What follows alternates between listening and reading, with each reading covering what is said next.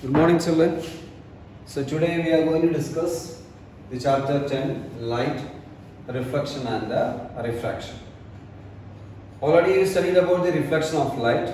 So we are going to discuss the other phenomena, that is refraction of light. Let us see what is meant by refraction of light. What is refraction of light? Before going to start that topic, I will demonstrate some activities. Have you seen that this is a one glass of water only? You can see that in the case of this water, I am keeping this bowl. You can observe that. Have you seen that? What will happen? You can observe that the size of the bowl is increasing. We observe that the size of the ball can be increased. Why the size of this ball is increasing? We can say that because of the important phenomenon of light, that is known as a refraction of light. Same way we can say that in the case of a pencil or a scale, if you are keeping inside this glass of water, you can see that on their air-water interface, this pencil or a scale will be bulging or displaced in the air or water interface. Like this, if you are considering the case of a pencil immersed in water, we can say that. But when you are observing through this, you can see that this pencil or water is displaced. Like this, it is displaced. We can say it. This is also because of a refraction of light. Can you say why all these things are happening? One more example, I will say that. Instead of this ball, we can say that we are having a one bucket of water, big bucket of water, and I am keeping a 1 rupee coin inside that bucket of water. And I will try to take out this coin with a one attempt. I will immerse hand and I will try to pick out this coin with one attempt. Don't search here and there. We will not get that coin with the one attempt. If you are searching, you will get, but with the one attempt we will not get. That is also because of a refraction of light. Can you say why all these things are happening? I will come back to this answer later after studying what is meant by what is a refraction of a light. Let us see what is the refraction of a light. Suppose we are considering a situation in which the light is traveling from one medium to another medium. There are two mediums we are considering. There are medium 1 and we can say that there is a medium 2. And the light is traveling from first medium to another second medium, we can say.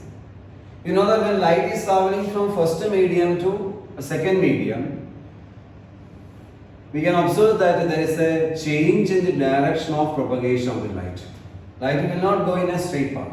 Light will not go in a straight path. Instead of that, there is a bending of light is taking place in the second medium, we can say. This phenomenon of bending of light in the second medium is known as we can say that a refraction of light. So, refraction means when a light is traveling from one medium to another medium, there is a change in the direction of propagation of the light, or there is a bending of light is taking place in the second medium. So this phenomenon of light is known as what is that a refraction of light, we can say. This is known as a refraction. Here we can mark this as our incident ray. This is our incident ray, we can say that incident ray. And this is our angle of incidence I, and this is our refracted ray. This is we can mention as a refracted ray, and this is your angle of a refraction, we can say. So this is the way the phenomenon of a refraction will be taking place. That means when a light is traveling from one medium to another medium, there is a change in the direction of propagation of the light. This phenomenon is known as a refraction of a light. Do you know why this phenomenon of refraction will take place? What is the reason this refraction will take place? Because the speed of light, velocity of light in different mediums are different. Velocity of a light in different mediums are different. That is the reason when light is traveling from one medium to another medium, there is a bending of light is taking place, and that only we call it as a refraction of a light, we can say. And here we can consider the situation as this refraction of a light is taking place with the help of some laws. There are some laws of refraction is also there. Basically, there are two laws of refraction. So we can consider what are the two laws of refraction we can say. The first law is, we can say that this incident ray, normal and a refracted ray. Incident ray, normal and refracted ray lies in the same plane, we can say. All these three lines are lying in the same plane. That is our first law, we can say it.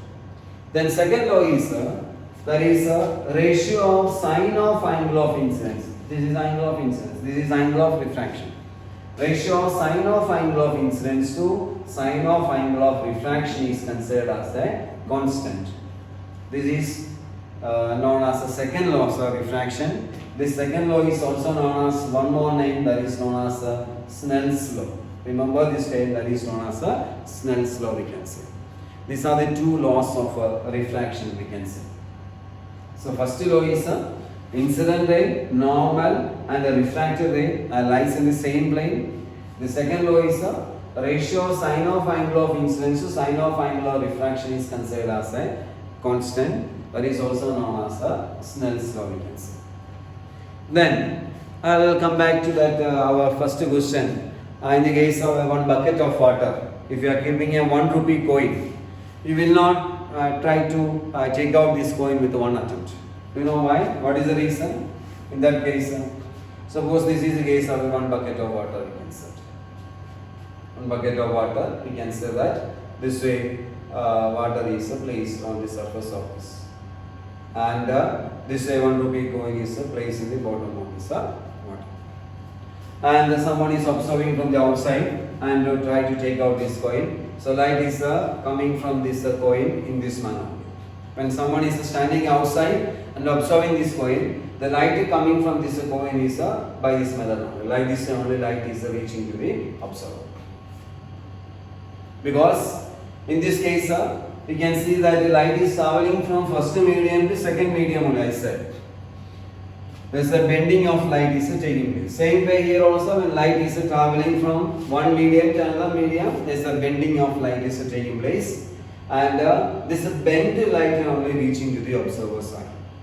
But according to the observer, he is able to see that the light is traveling in a straight line. Straight path only light is traveling. And according to him, this coin is somewhere. That means this is the bottom of this bucket, we can say. This is the position of the coin according to the observer. And with the first attempt, he will try to pick out the coin from this place only instead of this place. That is the reason he will not get the coin with the first attempt. That is because of this phenomenon of refraction. This is the way we can understand the phenomenon of refraction, we can say. And here, one more thing I want to discuss is, I said when a light is traveling from first medium to second medium, one medium to another medium, then only this phenomenon of refraction is taking place, because the velocity of light in different mediums are different mediums. Suppose I will consider the first medium as air. First medium is air, and second medium is considered as water, we can say. First medium is air, and second medium is considered as water. And I will call this first medium air as one more name, that is known as a rarer medium. Rarer medium, because it is optically less denser, that is known as a rarer medium. Rarer medium means in that medium speed of light will be more. And water, we call this medium as a denser medium. Denser medium means optically denser. That is, speed of light will be less comparing between the first medium. So that is known as a denser medium.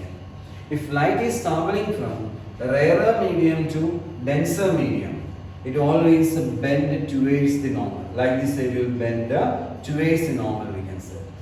So light is traveling from a rarer medium to denser medium. Here in this case, air is the rarer medium and water is considered as a denser medium. So light is traveling from rarer medium to denser medium, it will bend towards the normal.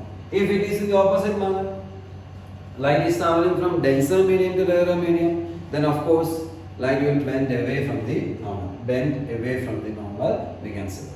So these two aspects also you have to consider along with this laws of refraction, you have to remember. So I said there are two laws of refraction. The incident ray, normal and the refracted ray lies in the same plane. And the second law is ratio sine of angle of incidence to sine of angle of refraction is a constant. And thirdly I said, when a light is traveling from rarer medium to denser medium, it will bend towards the normal. And same way, light is traveling from denser medium to rarer medium, it will bend away from the normal, we consider it. So this much things you have to understand about this term refraction of light. Now we are considering the case of the refraction through a rectangular glass slab. Refraction through a rectangular glass slab. Let us see how the refraction is taking place in the case of a rectangular glass slab. Rectangular glass slab means like this way, one rectangular glass box only, like this way we can consider. This is our rectangular glass slab, we can say.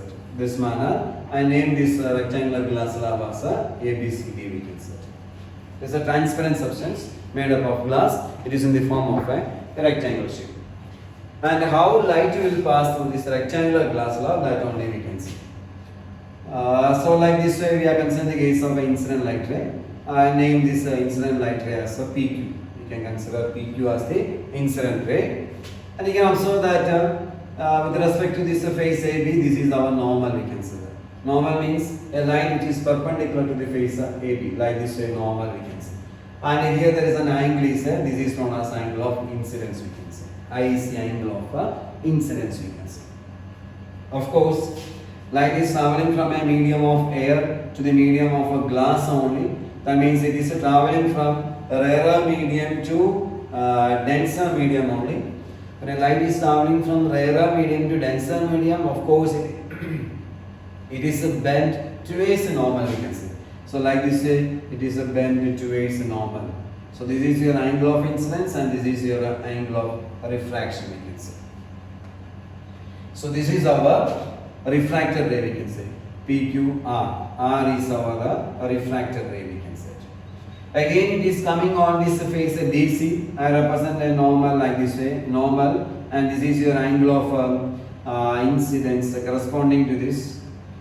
Corresponding to this face DC, this angle of incidence, and this way phenomenon of refraction will take place. And again, it is moving from glass to air only. That means denser medium to rarer medium. It will bend away from the normal only. So this is your angle of refraction, and this is your angle of incidence and angle of refraction. So like this way, light ray is traveling through this glass slab. In this manner, light ray is traveling through this glass slab. So this is your angle of incidence, angle of refraction, angle of incidence for this face DC, and this is your angle of refraction, we can say. So PQ is our incident ray, QE is our refracted ray, and RS. We call this RS as it is coming out of this glass slab only. So we call this RS as a emergent ray, we can say. RS as a emergent ray, we can say. So incident ray, refracted ray, and emergent ray, we can say. Suppose we are considering a situation in which there is no refraction will take place. Suppose if there is no refraction will take place. So you can say that PQ is our incident ray. It will go like this, in this manner, without any deviation.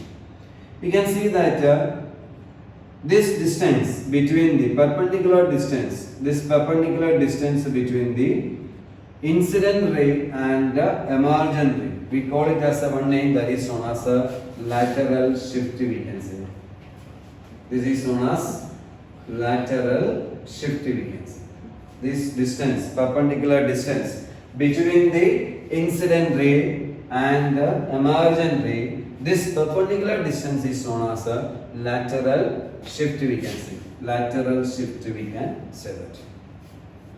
And one more thing, you can observe that angle I is the angle of incidence, and angle R. This R is, I said, this is our emergent ray only. So we can say this is an angle of emergence. We can represent it by E. Always remember, angle of incidence is equal to angle of emergence. Angle of incidence is equal to angle of emergence, we can say.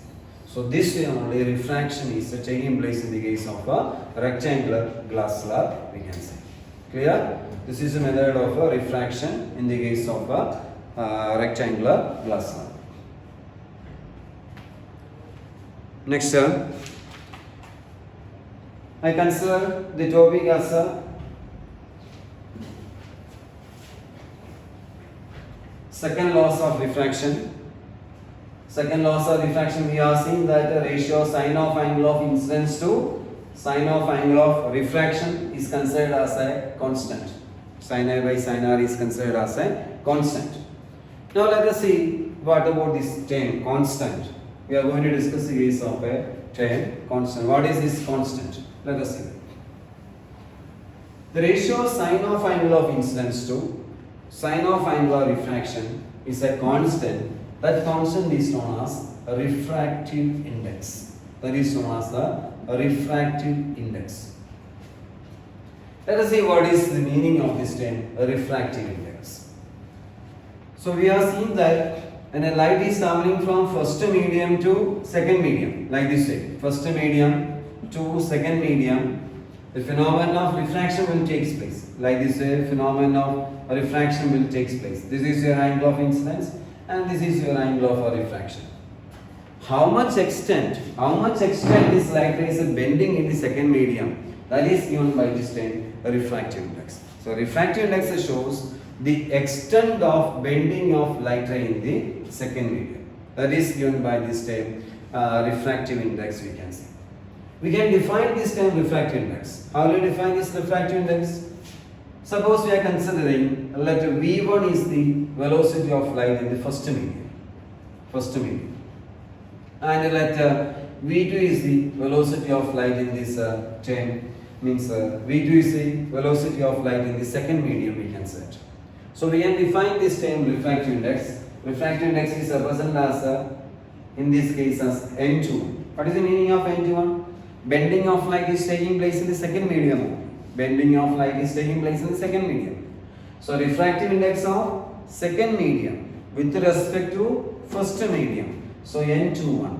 N21 is equal to, so we can say that velocity of light in the first medium upon what is the velocity of light in the second medium, we can say V1 upon V2. So the refractive index is defined as is the ratio of speed of light in the first medium to speed of light in the second medium. So N21 is equal to V1 upon V2, we can say. Remember, this is known as the refractive index of this medium. N21 is equal to V1 upon V2. Then, along with this one more term, we can say that is known as the absolute refractive index. Absolute refractive index. Earlier we discussed the case of a refractive index, that is the ratio between speed of light in first medium to speed of light in the second medium. N21 is V1 upon V2. Now we are discussing another term that is known as absolute refractive index. Suppose we are concerned the case of a refraction, light is traveling from first medium to second medium. Like this, light is traveling from first medium to second medium. Now I will consider the first medium as air, and the second medium is any other medium we can say it. And I mentioned as a speed of light in air is considered as a c, and the speed of light in this medium as a v, we can say that. So in this case we can representing this refractive index as in terms of absolute refractive index. If light is traveling from air to any other medium, the refractive index we call it as absolute refractive index, and that is represented by a term only this n or n1. Like this, only one letter we are using. So n is equal to what is that c by v, we can say it. That means speed of light in air upon speed of light in the another medium, that is given by this term absolute refractive index, we can say. So n is equal to c by v, or n21 is equal to v1 by v2. This is known as a refractive index, and this is a case of absolute refractive index, we can say. And remember, what is the SI unit of this refractive index? What is the SI unit of refractive index? You can observe that it is the ratio between velocity. So unit will be cancelled. That means there is no unit. There is no unit in the case of absolute means a refractive index we can say. So you have to remember refractive index means how much extent the light ray is bending in the second medium. That is shown by this term refractive index. Refractive index is defined as the ratio of speed of light in first medium to speed of light is in the second medium. So N21 is equal to V1 upon V2. Or if it is a absolute refractive index, the light should travel from air to any other medium. In that case, we are considering the refractive index as absolute refractive index, and that is N is equal to C by V, we can say it. And what is C? C is the speed of light, velocity of light in air or a vacuum. You know what is that value? That is we will consider as 3 into 10 raised to 8 meter per second. So value of C, speed of light in air or vacuum, is considered as 3 into 10 raised to 8 meter per second. Okay.